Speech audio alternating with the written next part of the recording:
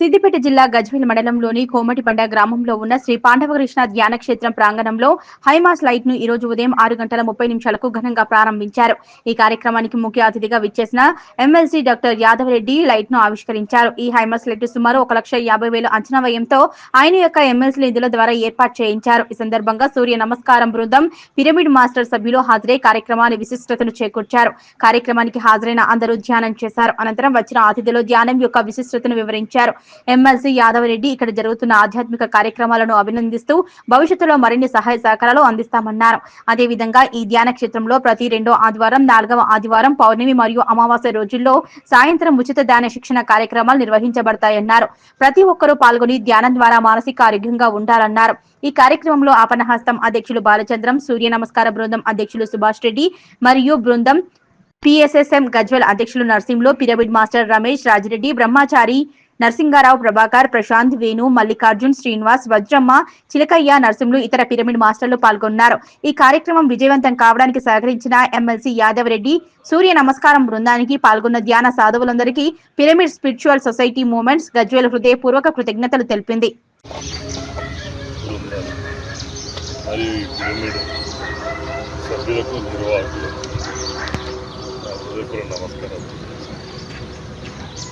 చాలా సంతోషం.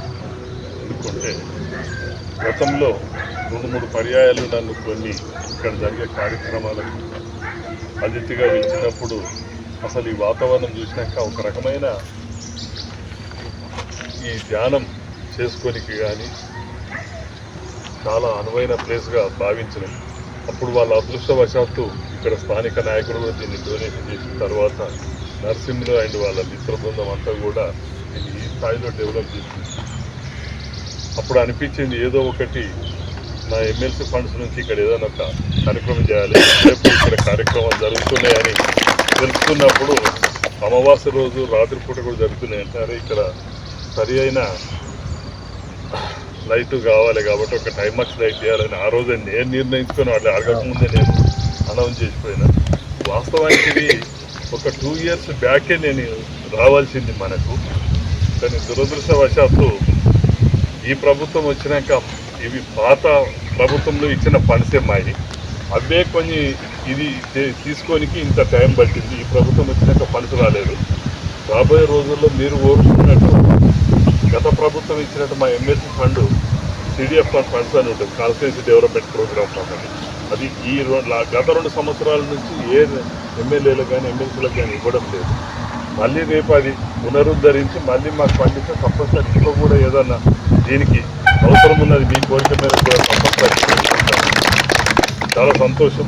ఎందుకంటే ఇక్కడ వచ్చిన వాళ్ళు మామూలు వ్యక్తులు కాదు, వివిధ రంగాలలో నిష్ఠాతులు ఉన్నారు, వివిధ వృత్తిరీత్యా చాలా కార్యక్రమాలు చేసి నలుగురికి ఆదర్శంగా నిలబడే వ్యక్తులు.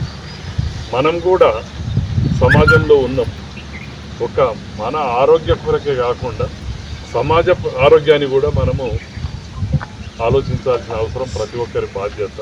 కాబట్టి రేపు సమాజం మంచిగుంటేనే మనం మంచిగుంటాం. కాబట్టి అంటే సమాజంను మంచి కోరేది, సమాజం గురించి కోరేది ఒక రాజకీయ నాయకులనే కాదు, ప్రతి పౌరుని బాధ్యత. కాబట్టి మనమంతా మన గజ్వేల్ మున్సిపల్ పరిధి అనుకోండి, మన చుట్టూ ఉన్న సమాజంనే అనుకోండి, మంచి నడవడి ఉండి మన మిత్రుల ద్వారా కానీ తెలిసిన వాళ్ళ ద్వారా కానీ అక్కడక్కడ ఏమైనా జరుగుతుంటే కూడా సమాజాన్ని కూడా మనం బాగు చేయాలి, సక్రమంగా నడిపించాల్సిన బాధ్యత మన ప్రతి ఒక్కరిది. కాబట్టి దానికి కూడా మనమంతా ఇదే సమిష్టి కృషితోటి కూడా మన ప్రాంతాన్ని ఒక మంచి ప్రాంతంగా ఎట్లయితే మనం పిరమిడ్ను టీమ్గా మీరంతా ఆరోగ్యపరంగా ఒక యునైటెడ్గా అన్ని సందర్భాలలో కూడా సమిష్టిగా పనిచేస్తున్నారో రాబోయే రోజుల్లో కూడా మన గజ్వేల్ పట్టణంలో ఒక మంచి పౌరులుగా మనతో పాటు మన చుట్టుపక్కల ఉన్న వాళ్ళని కూడా